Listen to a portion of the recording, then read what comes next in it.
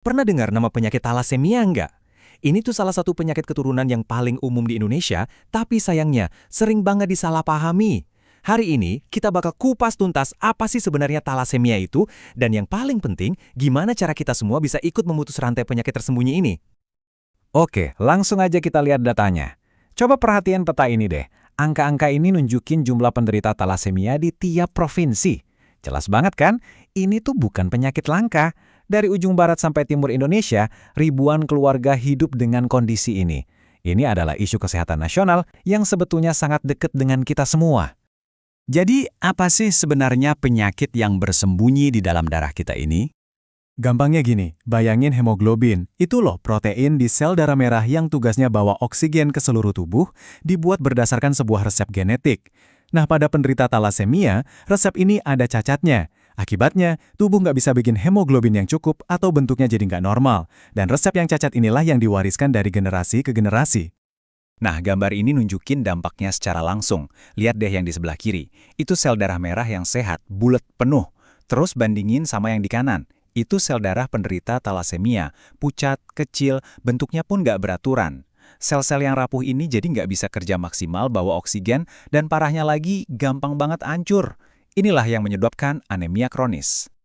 Oke, ini penting banget buat kita pahami ya. Ada dua jenis utama talasemia. Yang pertama, talasemia minor. Ini artinya Anda itu pembawa sifat. Anda sehat-sehat aja, mungkin cuma punya anemia ringan, dan seringnya malah nggak sadar kalau punya gen ini. Tapi, ada talasemia mayor. Nah, ini beda cerita. Ini adalah bentuk penyakit yang parah yang butuh pengobatan seumur hidup sejak usia dini. Terus, apa aja sih tanda-tanda yang harus diwaspadai, terutama pada anak-anak? Biasanya, gejala talasemia mayor ini muncul di bulan-bulan awal kehidupan.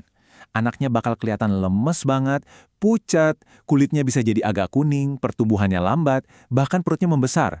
Ini semua adalah alarm serius yang sama sekali nggak boleh diabaikan.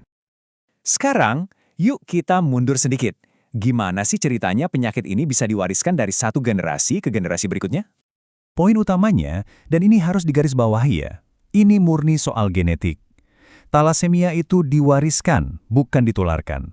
Anda nggak akan ketularan talasemia dari teman atau tetangga. Ini murni warisan gen dari orang tua ke anak. Nah, disinilah letak kuncinya. Coba perhatikan baik-baik diagram ini. Jadi gini, kalau ayah dan ibu dua-duanya sehat tapi sama-sama pembawa sifat talasemia minor, maka di setiap kehamilan ada probabilitas 25% atau 1:4 anak mereka akan lahir dengan talasemia mayor. Lalu ada 50% kemungkinan anaknya jadi pembawa sifat juga, dan 25% kemungkinan lahir sehat total. Inilah alasan kenapa screening sebelum menikah itu krusial banget. Pembahasan tadi membawa kita ke bagian yang paling penting dan penuh harapan. Gimana caranya kita bisa menghentikan siklus ini? Kuncinya ada di pencegahan. Kabar baiknya adalah, kita punya loh kekuatan untuk memutus rantai talasemia ini bahkan sebelum sempat terbentuk. Dan pencegahan adalah strategi yang paling ampuh. Caranya gimana? Sebetulnya simpel, cuma ada 3 langkah. Pertama, lakukan konseling genetik sebelum menikah. Kedua, cukup dengan screening darah sederhana untuk kedua pasangan. Ketiga, dari hasil itu, pasangan bisa membuat perencanaan keluarga yang bijak dan terinformasi. Ini bukan soal melarang pernikahan ya, sama sekali bukan. Tapi lebih ke soal membuat pilihan yang bertanggung jawab demi kesehatan generasi penerus kita. Tapi, bagaimana dengan mereka yang sudah terlanjur hidup dengan talasemia mayor? Yuk kita coba pahami perjalanan seumur hidup mereka. Bagi para pejuang talasemia mayor, hidup mereka itu bergantung pada 2 pilar pengobatan utama ini, transfusi darah secara rutin dan terapi kelasi besi. Transfusi darah rutin ini ibarat napas bagi mereka, vital banget untuk menyuplai hemoglobin yang sehat. Tanpa ini, mereka nggak bisa bertahan. Tapi, ada sebuah paradoks, setiap kantong darah yang masuk itu juga membawa zat besi. Nah, seiring berjalannya waktu, zat besi ini menumpuk di dalam tubuh dan malah jadi racun yang bisa merusak organ. Disinilah terapi kelasi besi berperan. Pasien harus minum obat khusus yang disebut agen kelasi setiap hari seumur hidup mereka. Obat ini kerjanya kayak magnet super. Dia akan mengikat kelebihan zat besi di dalam tubuh lalu membuangnya keluar, supaya organ-organ vital seperti jantung dan hati nggak rusak. Di tengah perjuangan yang seumur hidup ini, ada nggak sih harapan untuk bisa sembuh total? Jawabannya, ada. Ada harapan baru. Saat ini, Satu-satunya jalan penyembuhan potensial untuk talasemia adalah melalui transplantasi sumsum tulang, atau yang juga dikenal sebagai transplantasi sel punca. Konsepnya itu seperti mengganti pabrik darah di dalam tubuh. Jadi, sumsum tulang pasien yang rusak akan dibersihkan dulu, lalu mereka menerima sel punca yang sehat dari donor yang cocok, biasanya dari saudara kandung.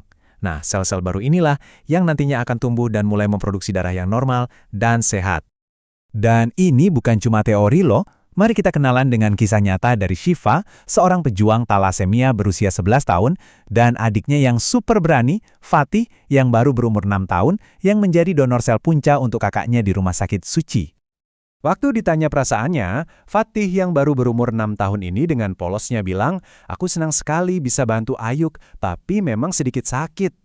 Wah, kata-kata dari pahlawan kecil ini menunjukkan betapa besarnya cinta dan keberanian di balik proses penyembuhan ini. Berkat adiknya, Shiva sekarang punya harapan untuk bisa hidup normal, bebas dari transfusi. Kisah Shiva dan Fatih ini membawa harapan besar, tapi sekaligus jadi pengingat keras buat kita tentang betapa pentingnya pencegahan. Kesehatan generasi penerus kita benar-benar ada di tangan kita. Pertanyaannya sekarang adalah, apakah Anda siap mengambil langkah pertama untuk ikut memutus rantai ini?